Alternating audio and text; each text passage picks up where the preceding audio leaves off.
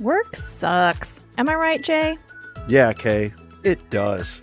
But luckily, the F My Work Life podcast is here to help you through. In this comedy podcast, we share memorable workplace stories through guests and listener submissions in the hopes of brightening your day, or at least leave you thinking, maybe you don't have it so bad after all. Listen to F My Work Life on your favorite podcast platform and follow us on all the socials at FMWL Pod.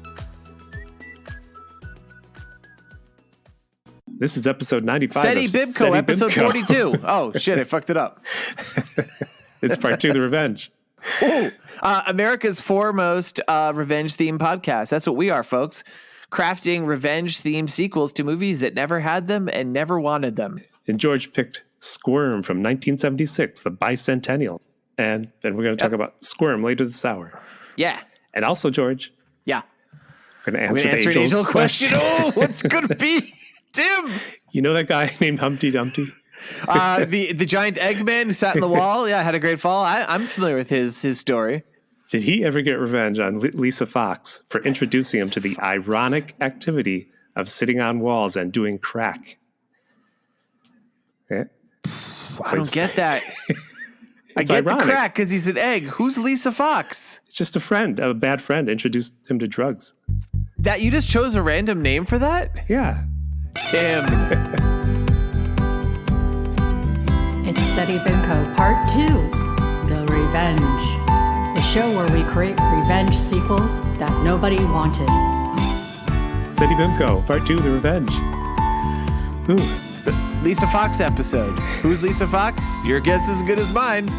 If you are a former classmate of Tim and you know who this Lisa Fox is, please write to us at SeddyBimco with an E at the end at gmail.com. Spill the dirt. Who is Lisa Fox that she still holds a hold in his imagination so many years later? A troubled girl who did drugs. I have another question about that rhyme. All the kids that listen, the rest of the rhyme is all the king's horses and all the king's men couldn't put Humpty back together again. Well, yeah. Why were horses trying? They don't have fingers. They would just stomp on his shell and turn it to dust. I have a theory, Tim. Yeah? He's enormous. Well, the horses still don't have fingers. No, because they don't, but they are used. They hook these horses up with block and tackle. Okay. They have like the shards of Humpty Dumpty. Each little piece of his giant egg-like shell is hundreds of meters across. That's right. I'm using European measurements because this happened overseas.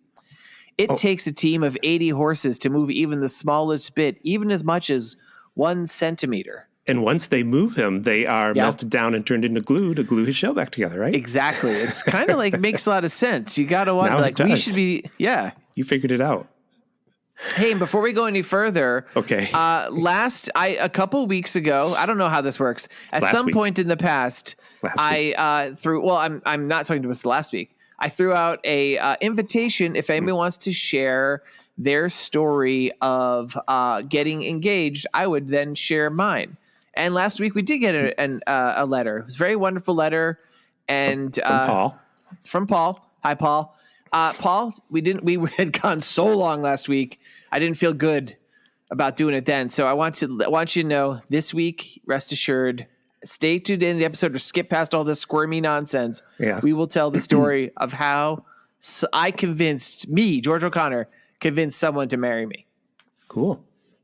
And we also, that's great. Yeah, we're talking about Paul. So every week we pick a wildcard question because we're going to watch this movie. Then we're going to ask who from this movie would be most likely to do something. Yeah. I picked a number. Okay. What's the number? 30. 30. What does 30 correspond to onto the master list? What aspect of Boggy Creek is reflected in this one? Who from this movie would most likely die from fright after seeing Sasquatch? Or Bigfoot. Or a big bow tie. Don't you dare. So before we dive into Squirm, Tim. Yeah. We just finished our Jack Weiss retrospective. I'm sad. Jack Weiss, if you did, I am too, and I was kind of like, man, should we have gone for that possibly dodgy 4th Jack Weiss film I found on YouTube? I don't know. I've been asking around. For people who don't know, Jack Weiss is we're not sure, a filmmaker operating out of Louisiana, specifically New Orleans, it seemed, who did, as near as we could tell, 5 films. and they're all kind of like terrible but wonderful. Tim and I, like almost like an escalating series of dares. We did all 3 that we could find easily. And it's left a whole like an empty spot in my soul that we don't have more. This movie is very flat to me compared to. Yeah, this movie was like so competent. I'm like, man, but flat. We'll get to that. So, I just want to let people know that I have put out certain feelers. I contacted somebody who purports to be this man on LinkedIn. He's not responded. I've made some inquiries in Letterboxd about finding a copy of his 4th film to no avail so far.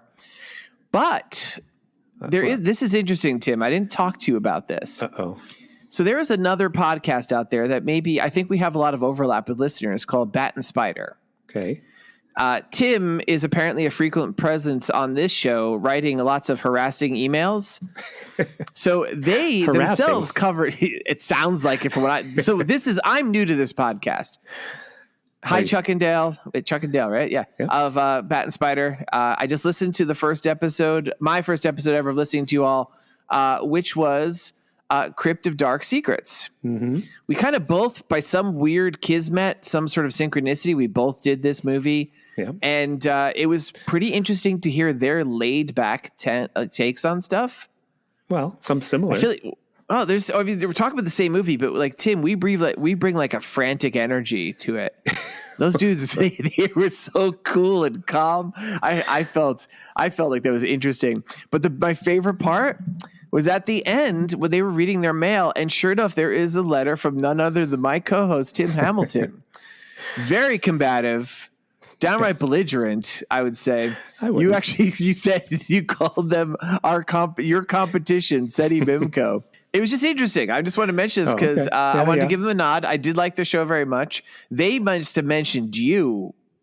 I'm not even exaggerating, 6 times. Well, I know. I wrote You live rent free in their heads. That's sad. I'm sorry. So it's interesting. It's me as the co-host. I'm just discovering this whole other aspect. Like I'm now realizing Seddy Bimco is a project you could wage war with Bat and Spider. They spawned me because I was writing letters, and then I was like, "Oh, I want to edit some sound. I want to make a song," and eventually I just said, "I got to do my own podcast." So, would you say that they're your parents?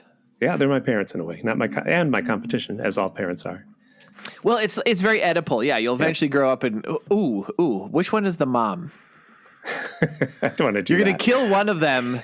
Dale. You're going to kill the bat. You're going to kill Dale. No, you're going to kill Chuck, and then and sleep take with Dale as your sweet. Yeah, nice. This is good stuff. That's just Mary Kill. No. Fuck Mary Kill. So yeah, kill Chuck, Mary Dale. Who do you fuck in that instance? I don't know. Nobody left. All right, everybody left the podcast now. They're like, ugh. They are. I will say. Yep. This is on my mind. Georgia? What time is it? Georgia will be on our mind today. Great segue, except I'm going to keep talking about my thing. No, come on. I gave you a perfect segue. But we had an Uber ride. To Georgia. With a version of Large Marge who just kept going rather than, because it took a while to get where we were going and all his stories. And he sounded like Teddy on Bob's Burgers. But everything he told us was like, yeah, the other day, this truck, it went right over the middle of the meridian there in the middle of the road coming right at me. I had to drive into the ditch to avoid it. He said, yeah, these roads are terrible out here. And then we rode a little further and he's like, yeah, they got these dividers here now with the lights because there was a head-on collision. 2 people died right here. That's what he was telling us. Was it you and producer Miss Lee? Yes. Were you sitting in the back seat sweating profusely, gripping the seat? I was. Because then he's like, one day I must have dozed off. He was talking about automatic brakes. And like the brakes went off and I thought I hit an Amazon truck, but I didn't. We just kept talking to him so he wouldn't go to sleep all the way home. What? Yeah, that's not what you wanted to hear. Why is he? And when we got out, he just got a lottery card. He won $500. So he's like, I'm taking the night off early. I won $500 because he's been out of work because Uber took him out of the system because he said something wrong to a customer. He's like, I don't know what I said. Somebody reported me for something. It's like, I've been probably every single thing you've said to me, sir. Yes. He didn't stop talking, so I wasn't worried about him falling asleep. So Man, it was a that's scary terrifying. ride. You never know what you're going to get with Uber. Or That's the what, other one, Lyft. I don't, either one. Yep. Remember Juno? That was one for a bit. I don't remember that one. Yeah, that was around for like a week. Is that the worst one? No, it was the best one. So of course it went away. Yeah. For a week. You got a ride in that. It was more than a week. Yeah, I did it. It was the best one for the drivers. They offered the best deals. Oh, okay. So I tried, because like it used to be like that was the best one, then Lyft, and then Uber was the worst. So of course it's like the way like restaurants work. Yeah. It's fast food. McDonald's is the worst. So of course it's the most popular. Yep. Because we are a hell people living in a hellscape. During the bicentennial, you got to buy McDonald's cups with red, white, and blue stripes. What a segue. Gross. That's okay, to make up for the better one we had. So this week's movie that we will be adding a revenge sequel to is 1976's Squirm. Bicentennial. It's the bicentennial, as Tim has said like now 3 times. It's kind of like, I'm going to give the synopsis. It's basically Jaws with worms.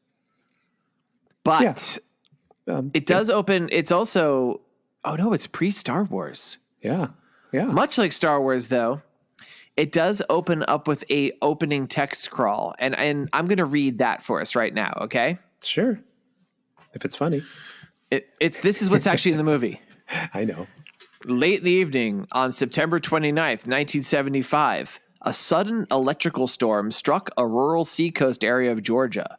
Power lines, felled by high winds, sent hundreds of thousands of volts surging into the muddy ground, cutting off all electricity to the small, secluded town of Fly Creek. During the period that followed the storm, the citizens of Fly Creek experienced what scientists believe to be one of the most bizarre freaks of nature ever recorded. Yep. So, folks, that's kind of the synopsis of the movie right there. And you know what? Then they show us that. So that was like some padding. They show the storm. They show the electrical wires. Yep, we see all this stuff happen. A really insane piece of music plays throughout. I didn't. You didn't catch like the weird chorus of children singing? Yeah, it was odd. I can hear the dark. Because you know who's. I listen hard. Now you sound like Pink Floyd. Watching in the garden, waiting in the yard. One night together goes so fast. Have we the time to make it strong enough? All right, yeah, it is because these lyrics are like, it's like weird serial killer lyrics, but this is a movie about worms. You read who was supposed to do the music? No. Bernard Herrmann, but he Who's died. That? Well, he did the music for Psycho and really a lot of Alfred Hitchcock. I'm surprised you don't know. I guess name. this is a good point. This is a bit of a real movie, isn't it? Yeah, but he died. That's why he didn't do it. Yeah, but I'm just saying, like, we do a lot of like regional terrible films. Like, hey, sorry, Jack Weiss, we love you, and we want to do your 4th film, 5th film too. But your movies, they stink of amateur hour in some ways. This movie had a pretty high production values. It was skirting the edge of being too good for Seddy Bimco, I would say. It was well filmed. Yeah.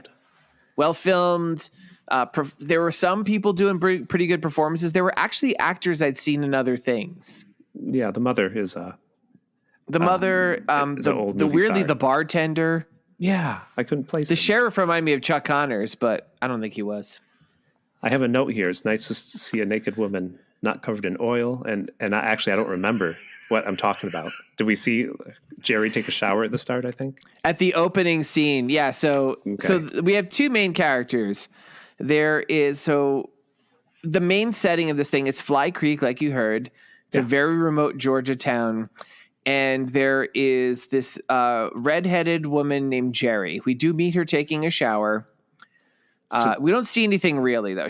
We see her through like a semi-opaque shower curtain. Although later, Tim, did you notice we do see her boob later? Yep. Yeah, we see a boob, everybody. George pretty excited. George texted me. It's like, yeah, boy. Boob, there's a boob. Her and her sister Alma and her mother, who I forget her name. Whoa. Let's talk about that sister. Who's a junior in high school or a senior, I don't know. Whoa. I mean, folks, I I went in a bit of a deep dive about this character, Alma. So, okay. You can't find her. Or No, did you? she only did this one thing. Yeah. And her name was kind of, you looked too, huh? I did. I looked for her. She had a weird star quality. So, all right, let's describe that. Like, so the mother is a pretty well-known actor who did stuff like, you know, from the golden age of Hollywood. This is probably the end of her career. She's definitely acting in a different movie. She's bringing like a different energy to this. She's Jerry. Well, should we say she's out of it because her husband died? We don't know how. I did pick that up. I know it took me a while. Okay, yeah, she's losing her mind throughout this entire thing, even before the weird shit happens. She's like, this woman has a tenuous grasp on sanity. Well, Jerry's like, what, 20s somewhere? She's got red hair. She's very pretty in a very real person sort of way. She doesn't look like a typical movie star. Right. Did you hear who originally was cast for this role? Oh, yeah. I read it. Kim Basinger. Yep. And they're like, she doesn't look like she lives in a hick town. I'm like, yeah, it's true. But then there's Alma, the sister, who, man, what a specimen. Usually smoking a joint. But we see her smoking a joint later, but like. She wears 5-inch high wooden clogs. Wedges. She's so gawky. So this is a real person. She's like 6 foot tall. Like, she's definitely the tallest character in the entire movie. I don't know. She just like she is perplexing addition to this movie. She's interesting. Yeah, it's weird. You'll never see a movie with a character like this in it, an actor like this, and this is apparently the only thing she did. I was looking this woman up on Facebook to see if she had like she's just. I hope it's not a sad story. Man, it probably is, right? There's always sad stories. And then there's neighbor Roger and his father, and they farm worms. Yep. And Roger is, in a Seddy Bimco tradition, he's either cognitively impaired or perhaps drunk or both. Both, I think. He's Charlie's cousin, Charlie from Critters. And his father is like, his father is definitely an extra from Boggy Creek. Like that's definitely like a good son of the soil guy they found when they were filming this thing. And they have an oil farm. Not an oil farm. Oh, what the fuck? Where's that come from? They have Jack a worm Weiss. farm. You're like, I hope there's oil. I'm still I hope the oil goes on the ladies. And Alma and Jerry's father used to own some sort of like selling junk business, just to make that clear. It took a while to figure that out. I didn't catch that part either. Okay. Because, they do antiques. And as it opens, Jerry is very excited because she has her friend Mick coming from New York City. Pretty damning indictment of New York City, but once you meet this guy, I felt I was personally offended as a New Yorker. I'm like, hey. And Jerry wants to borrow Roger's truck, and Roger seems to be a friendly neighbor, but he and Alma don't seem to like each other because she's like, where'd you get your... I couldn't hear what she said. Where'd you get your shirt from a horse? No, you've been robbing corpses again, she really? said. No, you're making that up. Yeah, no, I'm totally being How serious. How did I miss that? Yeah, because Alma, the sister, is not an actor. Makes sense for everything. Yeah. So let's just like Roger is like I said, he's slow. He talk like this, and I'm not even exaggerating. No. Like and his comeback to Alma is, "How's your pimple? How's your pimple?" You know she has more than one pimple. I think he just doesn't know how to count any higher than one. Probably. Well, and did you catch the scene? Because you kind of didn't remember this. We're introduced to Roger when we do see Jerry takes her shower. We don't really see anything yet, but she's kind of like just doing her hair, like apparently standing naked in her room. The camera is like right above like the dirty bits. And suddenly they do this really quick pull out, and like Roger's just staring at her. He's watching them. Yep. He sees her boobs. And she's like, oh. And so like we're like, oh, he's a creep. Roger's a creep. Yes, shades of. Well, I'm not going to bring up old movies. Camp Sunshine. Oh yeah! Wow! Yeah, previous episode. I'm sorry. Actually, Tim, this movie has some DNA in common with that, and that there's the mentally slow groundkeeper. Well, yeah. Come on. Have we ever had like a fully cognizant? Like no. There's a lot of movies that we cover with groundskeepers. They all have something wrong with them. It's really sad. It's not until Good Will Hunting does it all get switched around, right? Get Robin Williams as the schoolkeeper genius, right? Wait, was that what he was? I don't think I ever saw that movie. Oh, yeah, he's the guy who's like... I thought he was a professor too. I thought the groundskeeper was Matt Damon. I think he was the janitor. I forget. It's been a long time. A long time. I didn't want to go. So here's the gist. Jerry's friend Mick is visiting from New York City. He's coming down to look at some antiques and to go to other places in Fly Creek, I guess, and buy some stuff. We never know. They say that specifically. Okay. It's funny, Tim. You caught some details. I caught others. Well, the whole detail of how he met someone in Georgia is perplexing, but I'll get to that. I assume the internet, even though it didn't exist. Right. Because he's from New York City. He's got a computer. Yeah. Also, it was interesting that routinely they refer to it as the city. Yep, the city. I'm like, there's no other cities between New York and Georgia, like East Bumblefuck. Well, so he's coming in a bus, but there's been this crazy storm. Yeah. So all the power is out in the entire town, but we also did see the electricity it's been ripped off of the power station and is like literally just coursing electricity into the ground. It's making he's worms on a bus. Scream. So they do close-ups of worms screaming. Yeah. Did you hear how they got the screaming noise? Oh no. Was it air out of a balloon? No, it was pigs being slaughtered. Oh man. I mean, I know bummer, the pigs right? get slaughtered, but as long as also, they Tim, didn't, any pigs in this movie would be dead by now. they're dead by now. Yeah, the worms so too. it doesn't matter. The worms too. Man, I do want to say this guy, Mick, yeah. our not so much hero. He looks like Peter Scolari from Bosom Buddies. I thought Tom Hanks' friend. Yeah, he's taller. He's taller, thinner, and red-haireder. Yeah. This movie takes the bold move of having two gingers as its lead. And not just little gingers. Like, these are some real redheaded people. Like, real, like, no pigment at all except for in their hair. There's freckles, maybe. Yeah. But he jumps out of the bus and walks through the woods for some reason, even though he doesn't know where he is. And Jerry finds him in the woods, which is also perplexing. Remember? Yeah, that didn't make sense because she was riding the truck to get there. He falls in a hole. Oh, I thought he fell in quicksand. Ha ha! Oh, another Seddy Bimco thing. Falls up to his nipples in water, and I'm like, oh, good. Is he going to drown? Like, or is this be a thing? She's like, and she's just laughing at him. And I don't know. You could feel that. You could feel the chemistry between these two, and then you're like, oh, really? I get it. Yeah, I thought so. Okay. They're like, I mean, like, they're not just interested in. This isn't just antiques. Like, I think he thinks she's pretty. Well, that's what I thought. Yeah. See, this movie is very quick and fast too good. with facts. It's too good. What are the facts? What's the fact problem? Well, I didn't know. I thought he was coming to date her, and I'm like, well, how did you meet her? So, all right, here's the nuance of it that I was able to do. The ostensible reason is the reason that they're both putting on paper, especially to like for her mother's sake, is he's coming out to Antique. And for Jerry's point of view, he is coming out to Antique. His whole thing is he's like, fuck Antique, and I just want to get frisky with you. They go home. He meets Roger. Roger, as he said, runs a worm farm. It's like a normal farm, except they have worms and no chickens. He's like, if they have chickens on a worm farm, the chickens wake up the worms way too early. So. Oh, it's terrible. If the worms wake up too early, they're hard to milk. Got another bad one. Oh, God. Mick does think he does make the line. He's like, wait, do people eat worms down here? Does he? Are you making things up again? No, I'm being serious. He goes, wait, people eat worms? She goes, no, it's for fishing, silly. Oh, that's right. Yeah. She doesn't let him change his clothes, which he must smell like a dirty bog water because they gotta go. They gotta go to town to a diner. Oh, what is she doing? This movie was very confusing to me. Okay.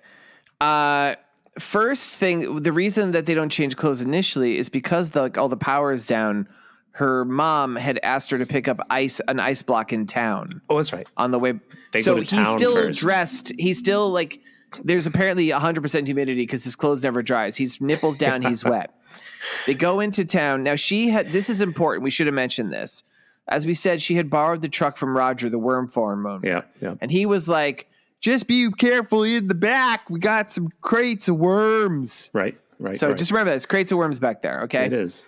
So she goes in to get the ice, and she leaves Mick, the dweeb, in the car. The New Yorker. There's suddenly a weird bump, like the car jumps, and he's like, oh, and he looks and he doesn't check to see if somebody rear-ended him or anything, but he gets out and he just wanders into a local a coffee general shop, store. general store with an old man who's not too crazy, but Yeah, but I mean, Crazy. Tim, should we do it now or save it for the end? How many Jack Elam points does this movie get? I do that at the end.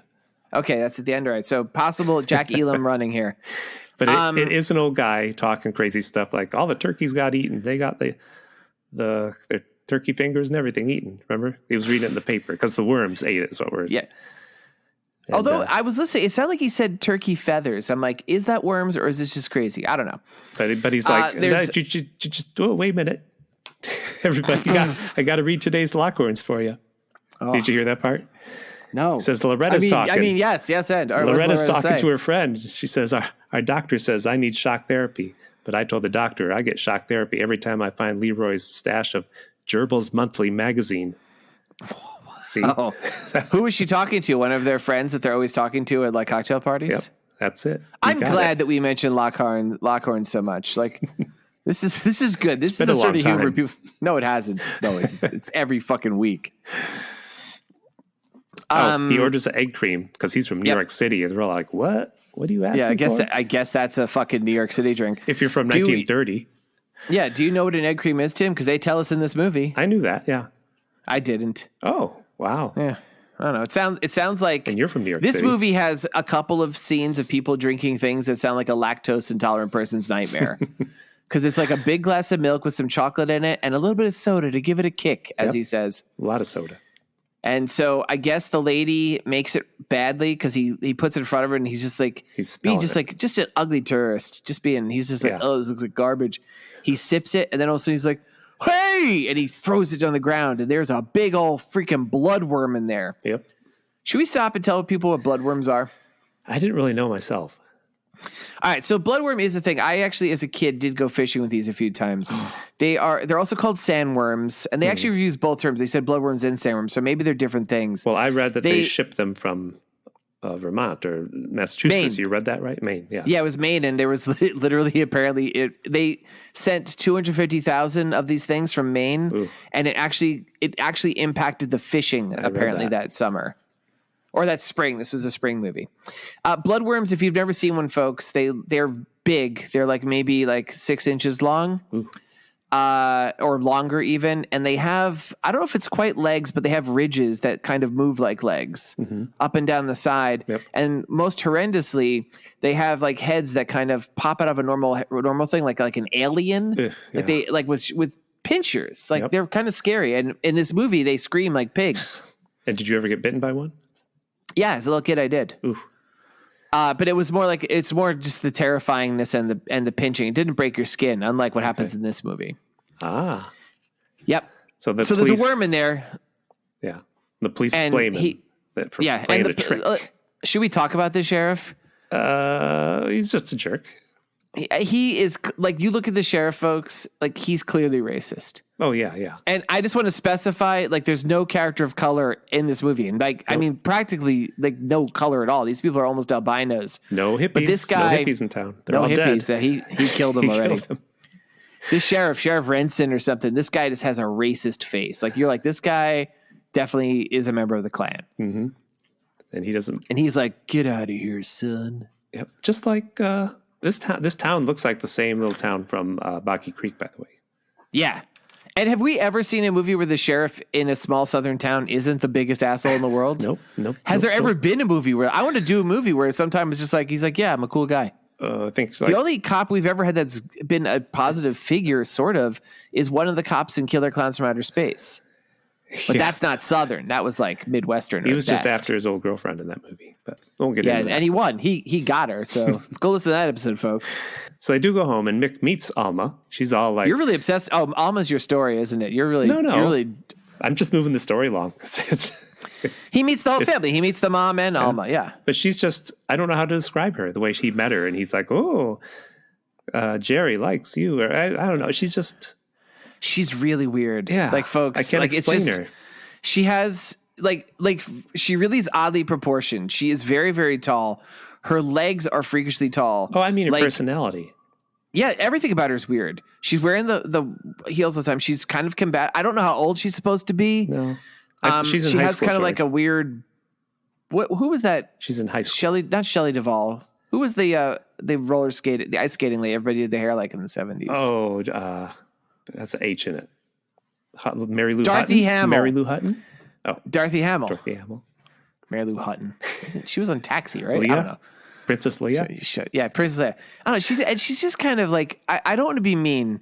No, I'm she's not being weird mean looking. either. She is very weird looking. No, I don't. Yeah. No, she's totally weird looking, Tim. Well, anyway, all of Roger's worms are gone. It's a big fuss. And they blame him and they blame Mick and Jerry because they took the truck and the father Roger's like, I told you not to lend my worm truck out to people. I told you not to bring the worm out to people. There was 100,000 worms in those carts worth $300. You know what that means, Tim? Ooh. Okay. Roll the music. George's current currency Curter. George's current currency Curter. $300 worth of worms, which we now know buys you 100,000 worms. Ooh, this movie was released in 76, but as we learned from the crawl, set in 75. So I was able to get very specific with this. That would be equivalent to $1,717.98 worth of worms today. Wow. That's a lot. I see why he's so pissed. Yeah. Yeah. He was really pissed. He's like, yeah. It's like the time you let the chickens borrow the truck and all the worms are gone when they came back. Right? And it was because they were cranky because they kept getting woken up early. Yeah. Right? Yeah. Trying to build off your insanity. Right. So they as poor Roger's being yelled at by his old man, Mick and Jerry take the car, the same truck. They take his truck that all the worms disappeared from. Doesn't matter now. They go. Take it to Mr. Beardley's house. Mr. Beardley is, as we learn later, a beautiful old man. I know. He's a beautiful old man.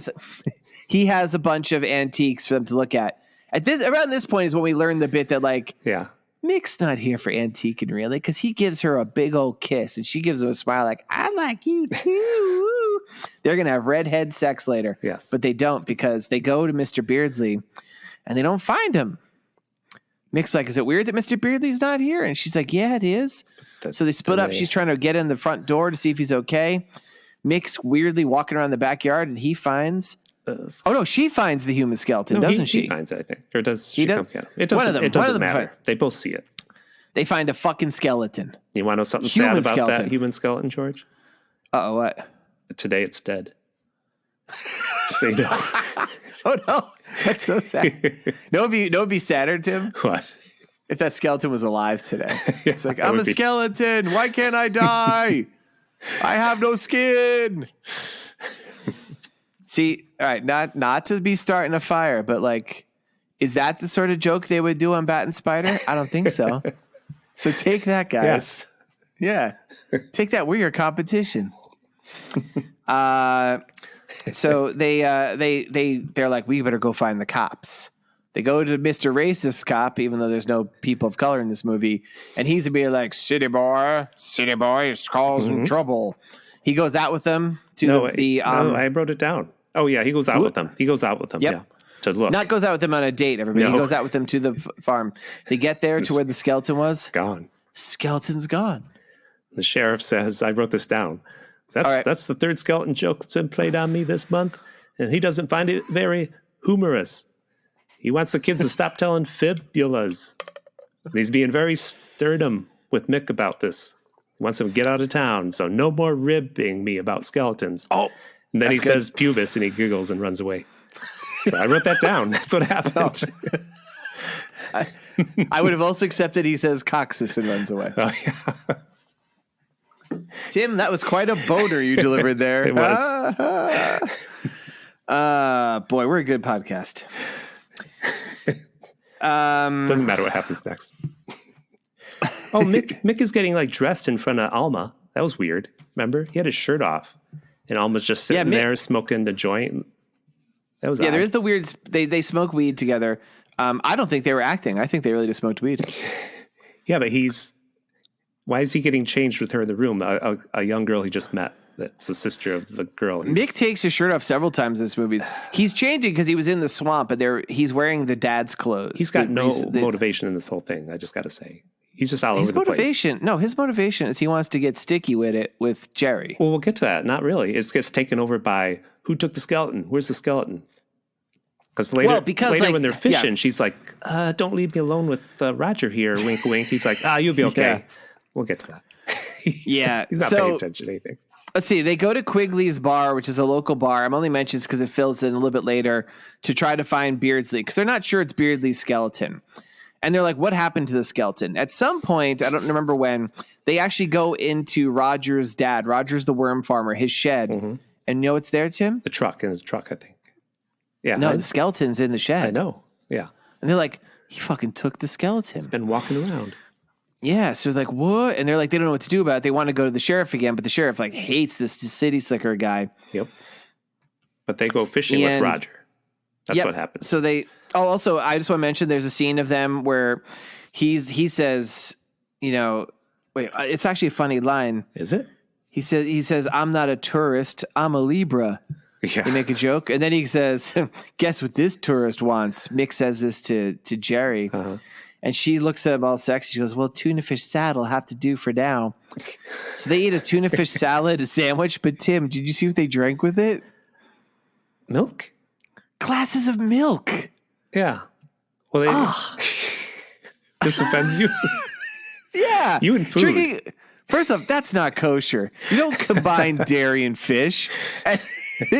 Yeah, drinking a fucking glass of milk is gross. As an adult human being, no, gross.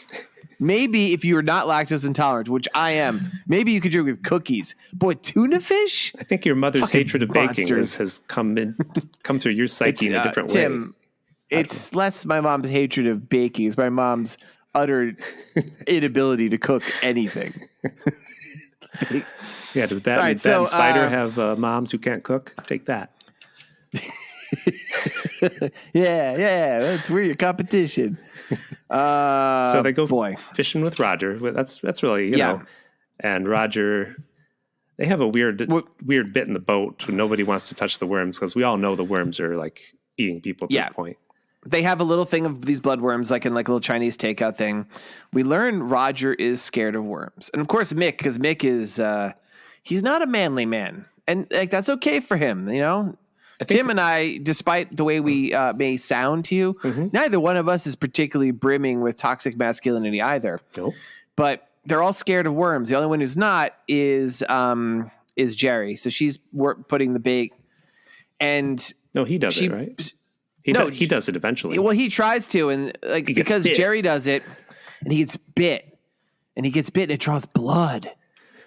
Yep. And Jerry's like, oh my gosh, I never knew a worm to do that. And Roger, now can I try to do Roger? This is the USS. Okay, it's the U.S. Indianapolis speech here. It's like, I done seen worms bite like that once, and he tells this story of when he was a little boy. Back when my daddy was first making the farm, he was using a battery to get the worms up. And so he's putting electricity into the ground, and the worm came up. It bit my thumb off. And he holds up his thumb. And I think that was really that guy's thumb, and I think it was really missing. That's an obvious lie, George. Why? Because I think he shot his thumb off in a leg wrestling accident. Oh, probably. I mean, went down to Barker Creek and it was a boating accident. I meant to shoot my foot off as one does. Or he gave his thumb to his mother as a birthday gift when he was 11. Oh, what happened to his mom? Do you think she choked to death on his thumb? Yes. Yeah, I do now. That's officially canon. Or.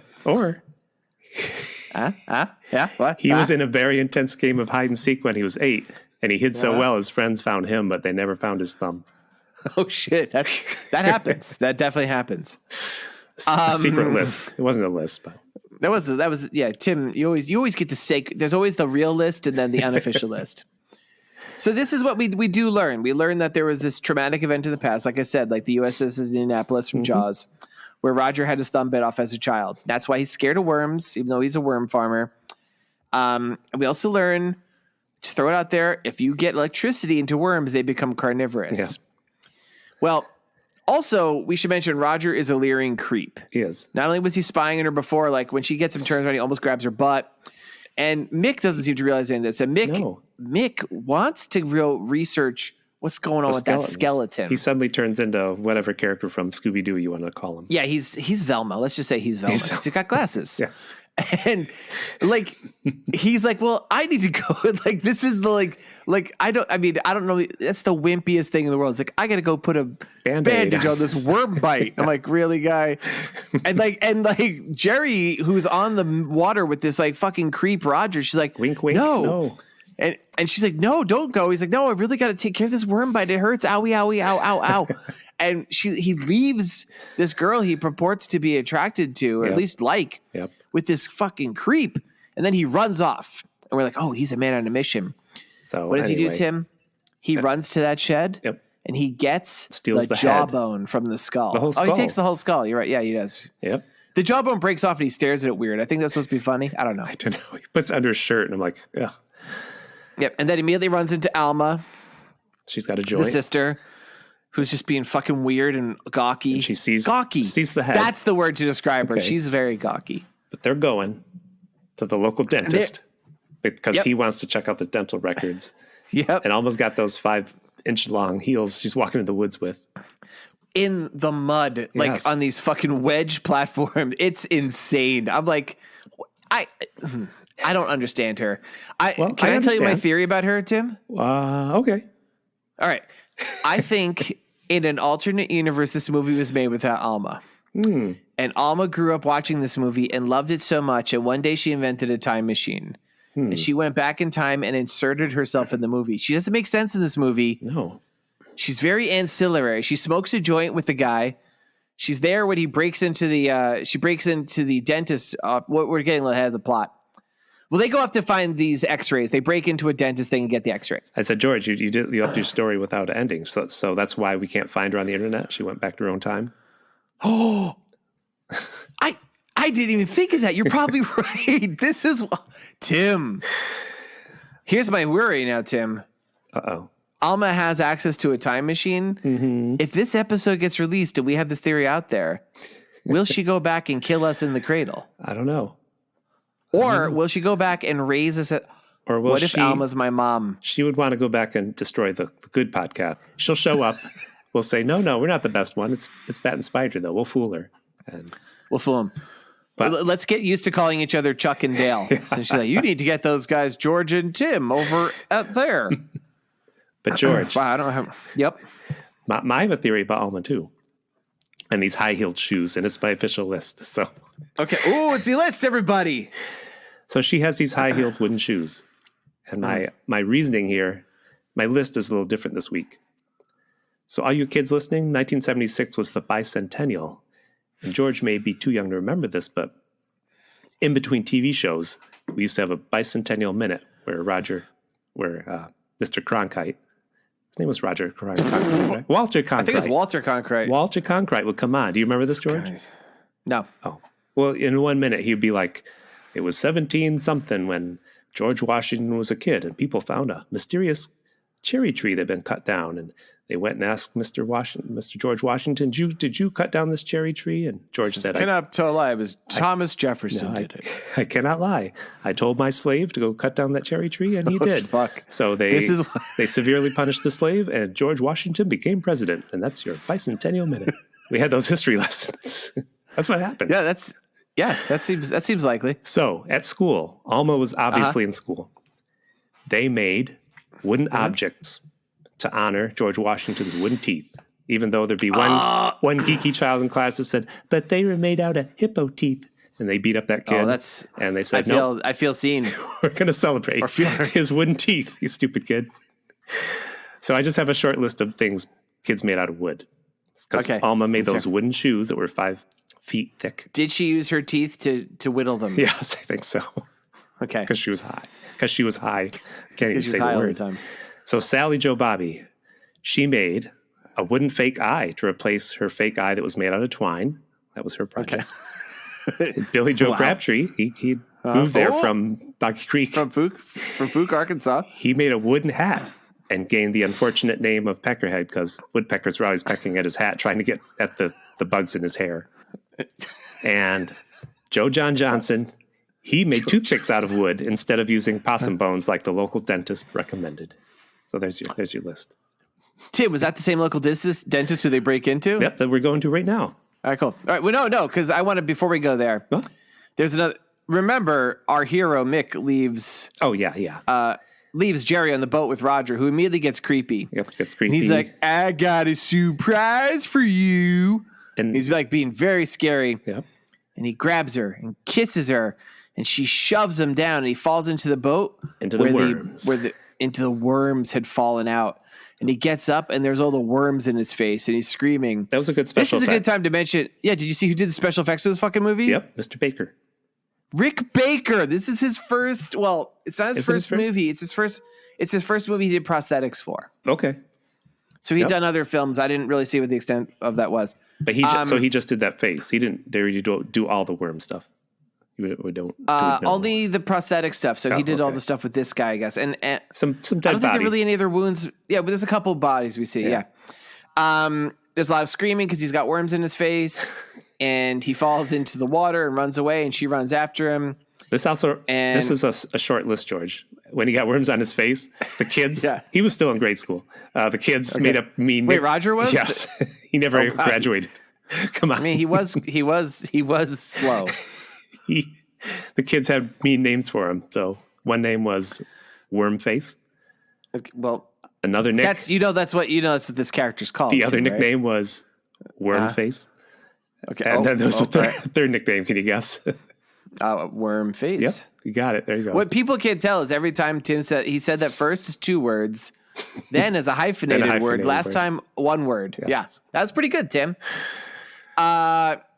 So meanwhile, while this is happening, while she's being assaulted by this guy, Jerry, Alma, the weird looking teenager, and Mick have broken into the dentist's office because the skull was missing 3 teeth. And do you really think this town has a dentist's office? But I'm sorry. That's a good point. Yeah, seriously, that's actually a good point. They had an X-ray machine too, that's a lot. Yeah. Well, they could send away for those X-rays. Yeah. My dentist used to do it. Okay. But they find the X-rays and like, it's Mr. Beardsley's skull. Yep. The skeleton they found was Mr. Beardsley, who was the beautiful man they were going to buy antiques from. They also found the X-ray of Roger's head, George. Yeah, and what was in it? Can't leave poor Roger alone. Alma felt bad. She said, I always told him he lost all his marbles, but you could clearly see his head is full of marbles. And they had a scan of Alma's feet, right? Yes, and they were just like... They were crushed. No, what were you going to say? Sorry. I don't know. You took my joke and shat upon it. So now people will get to hear it. Folks, if you want to hear my really funny joke, write to us. It's Seddy Bimco with an E at the end at gmail.com. No, you'll tell us at the end of this episode. No, I won't. Boy. So like they all come home. Everybody meets up. They have dinner. Yeah. Right? Well, the thing I was really bothered by too is Jerry, for some reason, hides the fact from her mom that like she was like assaulted by Roger. Because her mom is very upset about her husband having died. Yeah. She's kind of like, and like I said, catatonic in a way. She's in another movie too. She's like, it's so nice to have some men around the house. I'm so excited. And she was literally doing Cat in a Hot Tin Roof as her inspiration for the accent. I read that. She was excited to have 2 hungry men around. Last time she had 2 hungry men around, they had to slaughter Roger's prize worm. That's what she said. Oh, yeah. I remember that part. Well, they eat dinner. Well, there was before they do dinner. Isn't that when they go to find the sheriff again? Yeah, he's eating spaghetti with his girlfriend.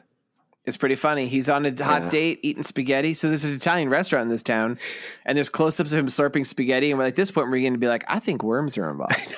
Because the sheriff says, I wrote it down, hey, kid, I got a bone to pick with you. Stop scaring me with stories of skeletons. Then he says to the waiter, can a mandible get some service around here? Ugh. Then he says pubis, and he giggles. He runs away. The sheriff is a really interesting character. Well, they eat dinner, and the tree falls in their house. So I think we can get through this plot. And it is...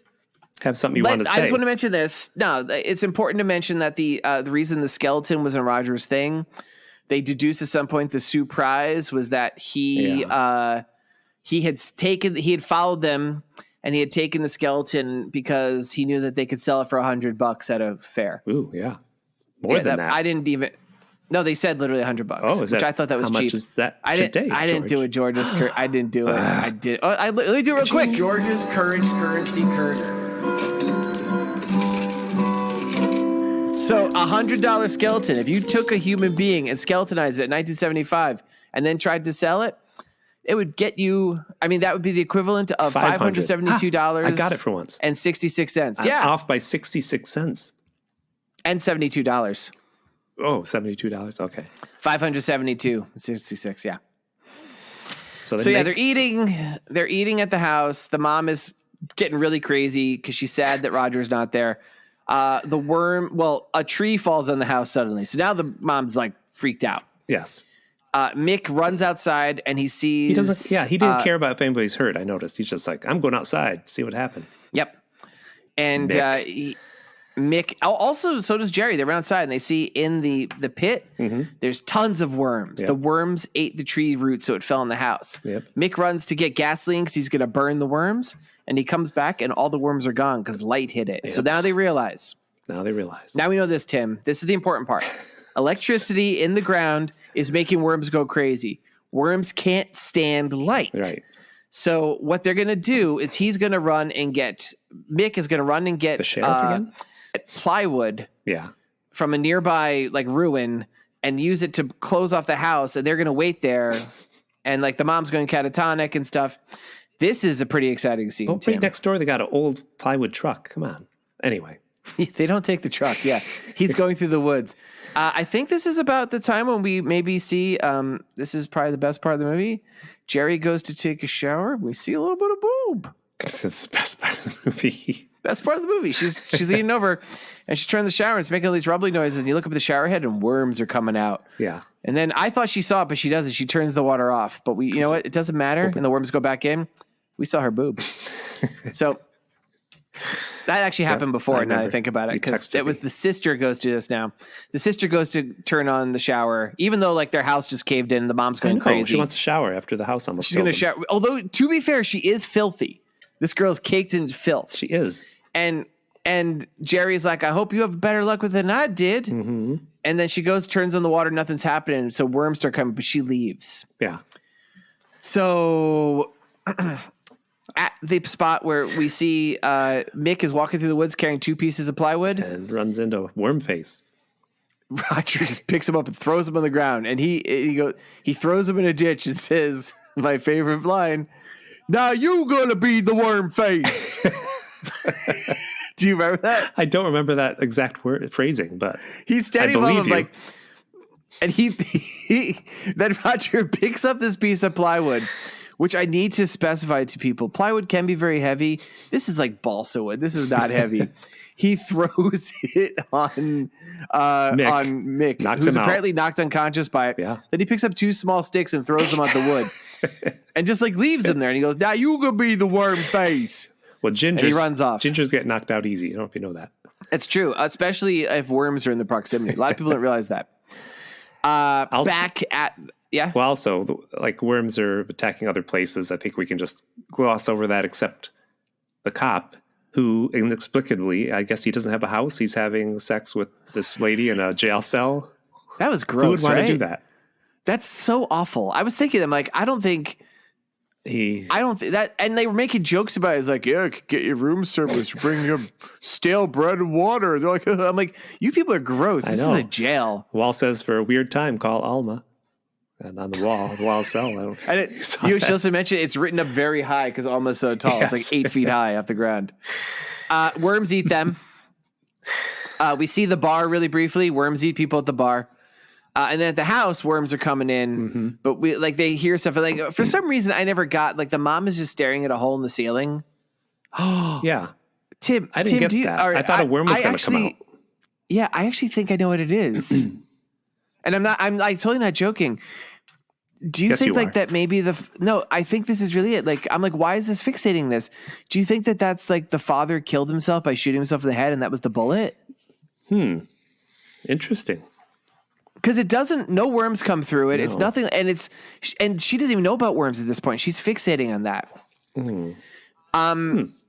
I think she's just like, she's like, that's a glory hole. Never fixed that hole in the wall. Never fixed that hole. Yep. Anyway. The daughter goes back upstairs where she's been letting the water run the whole time. Alma opens the door. Alma. Yeah. Alma. And like thousands of worms paw out all over her. They look like a lot of, I guess they're rubber, but that was a lot of rubber. Some are rubber, some are real. Yeah. But that's something this movie does not chimp on. Like chimp on? That's not a word. Skimp on is like, there are so many fucking worms, real or rubber in this. It's insane. Like some of these scenes. Mostly rubber in the jail cell. I saw them. I was like, you're pretty much all rubber. Yeah, those looked really fake in the jail cell. And why? And the mom is sitting in a chair freaking out. Did you do a list of why the worms wouldn't eat Roger? They eat everybody else. Why are they not eating Roger? They're just staying on his face. It's because his head is full of marbles. I don't know. I mean, we'll get to that, but we do get to that. In the climax. I have a theory. Actually, you're gonna get it, but you're gonna be annoyed by it too. Yeah, I am gonna be. So we get Mick wakes up in the woods and he starts hobbling back because he twisted his ankle, and he gets to the house. In the house, Roger, the worm face, he has kidnapped Jerry and brought her up into the attic where he's tied her up. And we see the mother. She's gone full worm. Mother's crazy. She's sitting in a chair, and then when Mick comes in, the worms have eaten her. Yeah. Like she's I guess she's still knitting. She was knitting something. I was surprised at that part. Yeah, she was knitting. I forgot. And Mick goes upstairs, and Roger reaches out of the attic and grabs him, and they're wrestling. And so Roger has like this worm face. He has worms hanging out of his face, and it's like there's tunnels curled through his face. Yeah. That's why it's his nickname. Tim, George. what I think happens, like you were asking, I think he's supposed to become like a were-worm. Well, come on. I'm not even kidding. No, I'm not even kidding because this is what happens. So they scuffle, and even though Roger is clearly the bigger and stronger of the two, he is thrown into a pile of worms by Mick, floor, and he screams like, "No!"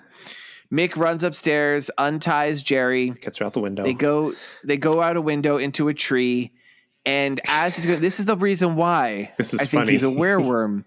Roger lives throwing in the worms, and he's crawling on the ground like a worm. Up the stairs, yeah. Among the worms, up the stairs, and then he gets, as Mick is halfway out the window, he bites him, like on the butt. Yeah. And like a worm would. I think he's become one with the worms. Well, I don't know how that happened, though. I don't know either. Electricity, I guess. Maybe like when he had his thumb bit off as a kid and stuff. So many. So many bad theories. Mick beats him to death with a flashlight. Yeah. Or does he? And then they spend the night in the tree. Yep. That's it. Daylight comes. The electrical man comes. Doesn't notice. What's he say? He doesn't seem to think anything's going on. He's just like, electricity's back on. He goes, "You two lovebirds spent night in the tree. Electricity's back on. KISSING. First comes love, then comes marriage, then comes worms and the baby carriage." No, but he does make the comment, "Going to town to turn on the power. Nobody answers the phone when I tell them the power's on," because they're all dead. Everyone else got eaten. And the two of them get out in the tree. They're like, "What a crazy night we have." And then we see upstairs Alma, Tim's favorite character, the sister, gets out of a trunk. Well, that was foreshadowed. I was like, there's a few good things in this movie. When she first got high with Mick, she fell in that trunk, remember? She fell in it. You're right. So that is foreshadowing. You know what I was outraged by? When she got out, she was still wearing those fucking shoes. That's right. I'm like, you mean to tell me you spent the entire night hiding in a trunk as worms, thousands of worms swarmed around the outside of you? She's a fashion over form person. I guess so. And then the three of them run together. One has to assume they passed by the skeletonized corpse of the mom in the chair on the way. That's rough. They ran back in the house, didn't they? No, they got. I think they meet on the front porch, and then they start playing that terrible song. Yeah, the children. If the light is dark. Wait, let me sing a different verse from it this time. No, I'll play it, George. Okay, play it. But play a good verse. We're done. All right, now. End. Revenge. Have we the time to make it strong enough? Strong enough. What do we say? Who from this movie would die of fright if they saw a Sasquatch? Mick. Absolutely, Mick. He's so curious. The rest of these people are so. Yeah, but he's also afraid of worms. No, Roger was. No, they both are, because when the worms are found in his egg cream, like the sheriff goes, "What are you afraid of worms, son?" And he does this kind of little weird whimper thing. He goes, "Yeah." I guess you're right. You don't agree? It would be Nick. I mean, I just feel like the other people, they live in like Fly Creek, Georgia. They see Sasquatch all the time. It's like, just like, oh, that's just old man Bumpity Boo. He's one of them ape man. Well, they would find him passed out in the woods, and they just say, them city folk. The end. There you go. That's what happens. The end. That's a good one, Tim. That's a good one. Yeah, now don't go back into it. Our downfall is always you go, and then the Zapruder film. No, you're supposed to say, but. Oh, but what? But he woke up. But he woke up next to the graves of all the dead hippies that they had murdered in that town. Nice. And they were skeletons. That's why the sheriff is always like, don't be telling me about skeletons. He's afraid they found all the dead hippies. Oh, I think this makes sense. That's why. Thank you for going back. We had a nice clean out. You dragged us back in, kicking and screaming. You got to do your sequel first, then. I'll do my sequel first. Yay. It's interesting you said sequel, not revenge sequel. Revenge sequel. I got to stay it's on. Revenge sequel. Start the music. Stick to all character. Right. Now, folks, boom, boom. This was a great movie. Like I said, possibly verging on too good for Seddy Bimco. I agree. And coming off of like a month of Jack Weiss, it was pretty rough to go to this. My revenge, there's, not a lot of people make it through this movie. No. Out of named characters, we pretty much there's Mick. I guess he has to marry Jerry now. Mm-hmm. And I guess they have to adopt the weird-looking Alma. But, Tim, did you know that somebody else survived? The sheriff? No, the sheriff got eaten. The sheriff's girlfriend got eaten. Okay. Everybody at the bar got eaten. Roger's dad? No, Roger's dad got eaten. We forgot to mention that. They found him, remember? He was full of worms. He was full of worms, too. But you know who did survive? Not marbles. Roger. Oh, yeah. That's why you said that. Because, as I mentioned, I gave this away early. When he was a young man and a young child and his thumb was bit off, he was given a little bit of extra worm antibodies. And what that did is that lived in his system all along. That's unfortunately, it made him mentally challenged. Oh. Because he had the intellect. If you took the intellect of a human and intellect of a worm and combined them together, he was the median result. Okay. But here's what's cool, right? That gave him the immunity to the paralyzing bites of the worms. So they accepted him as one of their own. So when daylight came, turns out, he'd get bludgeoned a bit with the flashlight, but that didn't stop him. No, you can cut worms Mick was in a half. real wimp. Yeah. He crawls back to the worms, and they go back from what they came for, back under the earth. And he realizes he has to bide his time. Because that city slicker came and he spoiled everything. He ruined everything. He made him a worm face. And so he said he was going to go to the big city and he was going to get revenge on that guy. Does this strike you as a man who'd ever been outside of Fly Creek, Georgia before, Tim? Yes. No. So very slowly, using the worm highways that traverse our great nation, and his legion of hundreds of thousands of worms crawled underground until they surfaced in the big city. Is this one of those Earth Hollow stories? Hollow Earth theories? I like Earth Hollow better. No, Tim, this is better. He surfaces in the city. And remember, the last thing he remembers of his life in the surface world is he remembers a bright light as a flashlight was smashing his worm skull in. Oh, yeah. His skull reknit a bit, but he now has an instinctive fear of lights. Uh-oh. He associates lights with the people who hurts him. And he sees a light piercing the sky. Mm-hmm. And this light has a bat in the middle of it. Because turns out he didn't go to New York City. He went to Gotham City. Dear God. And then in Gotham City, he became Batman's arch foe, Wormface. He was involved in all the worm-related crimes. Like that time that Two-Face cut a worm in half. There was two of them. Wormface was involved with that. Okay. And the time Joker made all the worms in the city have smiley faces, he is involved with that. Okay. And the time Penguin had all the birds eat worms, he was involved with that. And he got revenge on Mick by killing Robin. Oh, I thought he'd get revenge by giving Catwoman worms. Giving her worms. Well, that's better. Let's ooh. Whatchamacallit? Which version of Catwoman is it? He gives her that I don't know. But the worms he gives her is damn it, what's it called? It's what you have. You get it from the kitty litter box. You most definitely have toxoplasmosis. Yes, he gives Catwoman that. Yeah, all right. Tim, I'll have you know I don't have toxoplasmosis because we had my cats tested for that. I don't have it. Okay. I believe you. So, and he killed Robin because that was Mick's favorite superhero. The end. Worm face. That was Mick's favorite superhero, Robin. Yeah, Robin. Come on. Is that an Who insult? else would Mick like? Right. Take it as you will. I think Mick would like. I guess, yeah, you're right.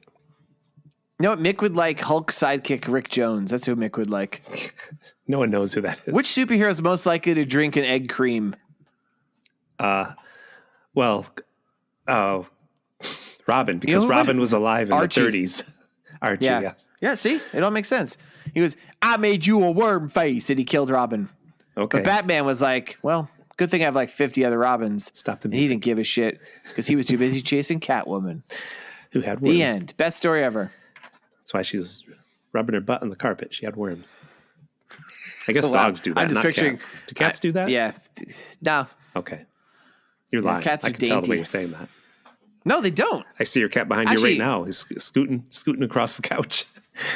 That's Tim, that's my girlfriend doing that. Cut that Remember, out. folks, stick around for the story of how I got engaged.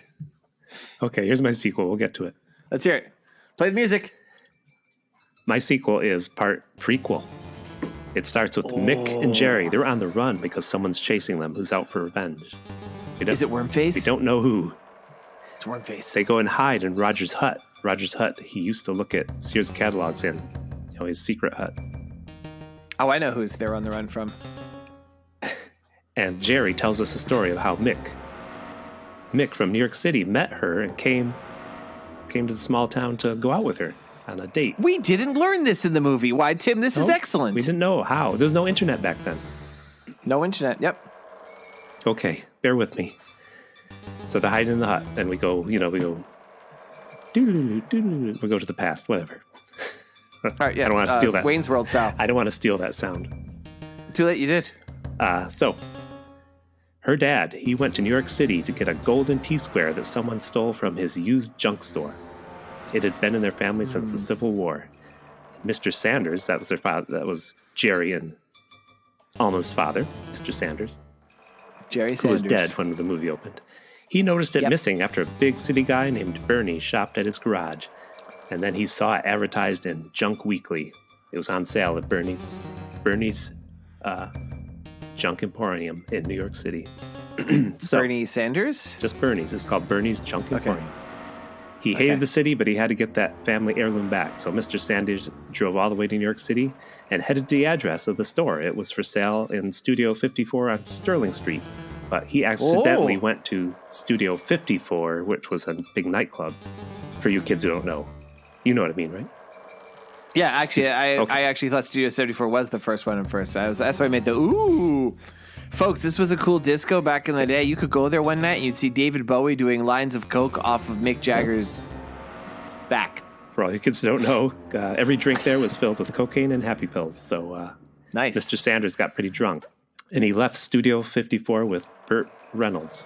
And they were all very high, and they were talking about the Bee Gees, and Mr. Sanders loved the Bee Gees. He wanted to see the Bee Gees, so drunk Burt put Sanders in a cab and said, take this guy to CBGB's. That's pretty funny. Thus, Sanders ended up seeing and getting beaten up by the Ramones over at CBGB's. Oh, man. And a woozy Mr. Sanders told the Ramones he just wanted to get his golden T-square. Thus, drunk Joey put him in the cab and said, send this guy off to Drunk Joey Ramone, we should say. Send this guy off to Times Square. At which point, Golden time. he got out of his kind of. cab and he left his wallet behind. Only to be found by Mick, who was leaving Times Square after buying some, pornography. That's what was for sale back then. Pornography. Egg cream-based themed pornography. So he found the wallet and he saw the picture of Jerry and Alma, along with her phone number. And he thought Jerry looked less stoned than Alma, so he called her up and offered to come bring their dad's wallet back and take her out for an egg cream. He also should mention Jerry was attractive and Alma, well, go on. She was bad. No, come on. Sadly, Mr. Sanders never got his golden T-square. He didn't find Bernie's shop, but he died after he got back to Fly Creek because he tripped over Alma's 5-inch tall wooden heels and fell down the stairs. So she had already, at this point, studied George Washington. And one of those shoes flew up in the air and put that hole in the ceiling also. Oh, wow. So Back to the Future, where Mick and Jerry are hiding in the shack. We realize they're on the run from the sheriff who survived the worm attack. The sheriff? That's not what I guessed at all. I thought it was going to be Alma. He pulled open the door and pointed the gun at them and told them to come along and surrender peacefully. And, all seems lost, but suddenly the sheriff is knocked in the head by a 5-inch thick wooden clog. Oh, it is Alma! Behind them is Alma. And she tells them to come with her quickly as the grasshoppers are attacking people. They have to get out of this place. And it ends with them jumping in Alma's stolen car, and they take off as grasshoppers start to eat the unconscious sheriff. And the sequel's called Weekend Not at Bernie's. Junk shop. That's terrible. Like that one? I liked that one. I have a question. Yeah? Was the sheriff fucked up looking? Was he a worm face too? Yeah. They now call him Worm Face. He said, I'm just glad it's not a skeleton-based nickname because I hate skeletons. That's what he said. Boy, do I hate skeletons. It's good. Wow, what a great podcast. That's it. All right. No, it's not, Tim, because I have to tell an important story. I know. I don't mean that. Yep. I don't mean we're done with you. Oh, that's right. We're not. You want me to just... I can recap. Yeah, recap briefly the letter if you do. Yes. Paul wrote in, and he was saving up money to get a decent engagement ring for his wife, but he ended up having to get a root canal and no money to get the ring. But, she said she was, happy to marry him anyway. And 32 years later, the tooth developed a crack, had to be extracted. And he asked his wife if she finally wanted that ring, as I'd have the dental surgeon save it for her, but she declined. So anyway. It's very romantic. A nice story. All right. Those Canadians are so nice. Story. Wait, is he Canadian? Oh, I didn't know he was Canadian. Sorry, he's not. His co-host is. Oh, non sequitur. We're just mentioning Canadians. He's close. No else are nice. He's close to the border. Argentinians, also nice people. It rubs off on him. All right. Your story. So, all right, my story. Engagement story. So, boy, let me do this short. So here's the short of it, right? So there was no teeth involved in this one. I have been working secretly for months I commissioned a local artist here in New York City to make a ring for my betrothed. And I got the ring. It was very exciting. And my whole plan. So the thing you need to know about my partner is that no one in her family since her grandparents has ever been married. Her mother and father never married. Her father really wasn't in the scene at all. Her uncle never married. Her aunt never married. So this family, it became a thing. They called it the curse of their family. That they're like, no one will ever marry. She's the only grandchild in this entire family, which is only like 5 people. I didn't know this. Yeah. So and her grandmother's getting pretty old, and I wanted her grandmother to be part of this thing.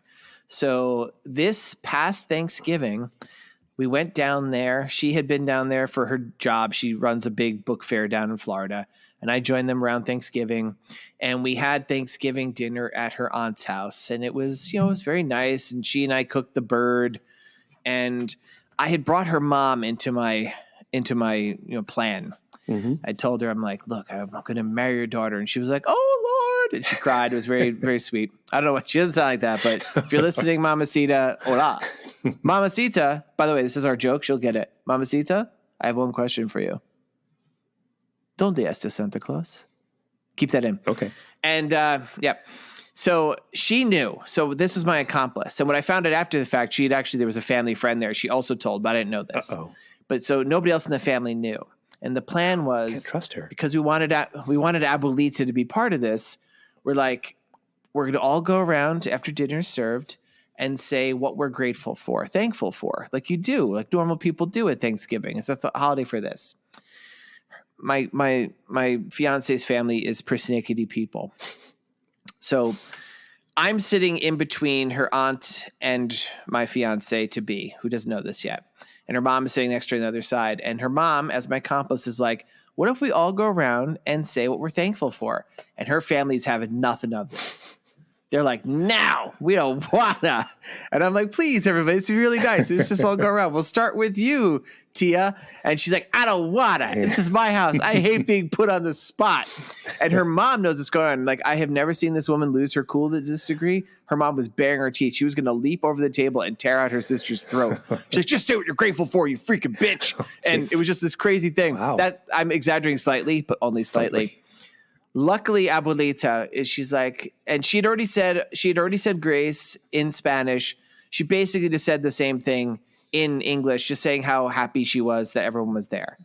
And then people kind of fell in line. The uncle was like, I'm grateful for my mother being here, and I'm grateful this is almost over. And he waves to the next person, everyone laughs. And we go through a few other people, and her mom is like, it's all very nice. And the really sweet thing is we get up to my fiance to be, who has no idea this is happening. She says she's thankful for me and does this whole nice thing. It's very sweet. And the whole time the family friend is filming this whole thing too, because he was the accomplice. I didn't know this why. Comes up to me. And this is my, like, folks, you listen to this podcast. You know I'm not a smooth person normally. I'm all about verbal salads and high speeds talking. Yeah. I'm not a cool guy like those dudes over at Bat and Spider. Or Tim, totally cool guy. And I say, well, I'm thankful that you all have treated me like a member of the family for so many years. And Tia to my side, she goes, but you are a member of the family. Mm-hmm. And I stand up and say, well, tonight I'd like to make it official. Yeah. And I drop down to my knee, I pull out the ring, and I asked her to marry me. Whoa. And then she said yes. It was very sweet. I'm cutting out a lot of other details. It's just really funny. Her family was all like ready to kill each other because they just wanted to eat food. Well, it's a great story. Yeah, and no revenge. It was just happy. It was happy. Yeah, and it was me doing something right. You told us, me and some others, that you were planning that, and I was predicting that, like, you'd be taking pictures after you proposed, and I'd be like that person, like, come on, the food's getting cold. And I thought everybody be thinking that. I mean, they pretty much were. So I've learned a lesson. Like, it's an unconventional. It's probably the least sexy holiday is Thanksgiving. It's the holiday where people gorge themselves to the point they unbutton their pants and then they make turkey farts the rest of the night. Mm-hmm. But we made it work for this one. But, like, there's a reason people don't normally propose it at Thanksgiving, because people are hangry. Yeah. Well, thank you, Paul, for getting George to tell his story. Yep. Do we have any other mail, Tim? No. Still clogged up. Your heartwarming story reminds me of a very, very short story. Ooh. Of me. I feel bad. I know my neighbors don't listen to my podcast probably, but they went away for the holidays. And you broke into their house and stole their stuff. I thought of that. They gave me their plant, and they have a little girl. She's 6 or 7, and she has a little succulent. You're just supposed to put, if you have succulents, it's like a little plant that doesn't take much water. You put a little water once a week. She gave us that plant to take care of. Somehow, I guess a window opened, and one day we looked at the succulent. It was like dead. It was just fallen over dead, been killed by the cold air. Wait, what? It's a small one. Like, okay. So we're like, what are we going to do? And so we went out and we bought the closest looking one to it. It's a bit bigger. Fake succulent. It's bigger, and we put it in the same pot. It's much bigger. She's gonna think you have a green thumb. So I gave it to her today, and she was like, when I take care of them, they don't grow, but you take care of them, they grow. And she was like, I'm sorry. I'm like, yeah, that's right. That's right. I'm better at this than you. No, I felt bad because she was like, I can't take care of plants, but you made it grow so big. I'm like, oh, well. Anyway. That's all right. And if you understand what my story reminded him of that, please write to us at Seddy Bimco with an E at the end at gmail.com. Where was the overlap? You told a heartwarming story, and I was thinking, here's a heartwarming story that went bad.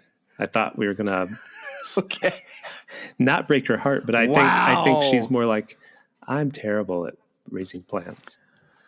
Yep, that girl was going to grow up to be a botanist who would like save the world, like be like, "Hey, I'm going to restore the lungs of the world." Amazon rainforest, you're healed. But now she's going to go off and she's going to work at like a counter at like a truck stop in New Jersey. Maybe. Yeah. Now we're done. And if you work at a counter at a truck stop in New Jersey, there's nothing wrong with that. It's good. It's fine. No, at least you're not a cartoonist. I think truck stop in New Jersey is where Bat and Spider broadcast their podcast from. Yeah, so Bat and Spider, I will say this, Tim. Guys. I'll say this. I know they have more mail than us. What's going on with that? I don't know. We got to fucking take those guys down. I'll write them a letter next week. I'm going to write them profanity. How the truck stop's going. Yeah, just do that. We'll see if they listen to us. Yeah, we will. Hey, Bat and Spider, how'd that truck stop? Nothing else. All right. We got to go, and I got to tell you what we're going to watch next week. Ooh, what it going to be? Well, the good news for me, because I like this and you hate this movie has no wiki page. The good news for me that you hate, it's from 1968.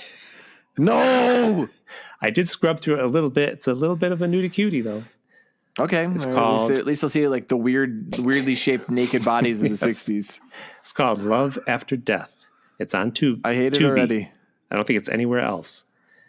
But Love hey, it's only Death. an hour and 10 minutes, George. That's good. I think it's in the camp of Camp Sunshine, badly dubbed. I looked at a little bit at the beginning, so I was like, oh, badly dubbed. I love this. Filmed in New York. I think it's filmed at the castle in Central Park, but we won't get into all that. Ooh. They're like, it's a castle. I'm like, that's the Central Park castle. We'll get into it then. Is that it? We're done? Yep. I got no more stories. We'll say goodbye. All right, bye. Goodbye. Bye, everybody. Oh, Seddy wait, Bimco. love us and like us everywhere. Ooh. Forgot about that. Follow us on Seddy_Bimco on Instagram. There. Okay, bye. All right, well, what's not to love? Bye.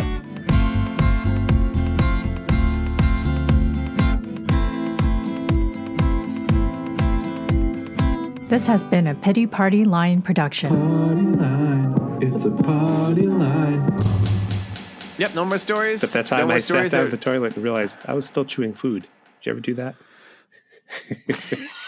Ooh, all right, let's go. No, but do you ever do the thing where you're standing up peeing in the toilet and you're drinking water? You're like, I'm almost creating a circuit I've here. never done that. Now you're making that up. I do that all the time. Because I walk through my house drinking water all the time. So I'm peeing constantly. And I'll be peeing and drinking at the same time. Like if I was somehow drinking out of the back of the toilet, I would be part of the circle of life. You ever been in the bathtub putting mud on your feet while you're cleaning off the other half of your body? I mean, come on. What's going on? No.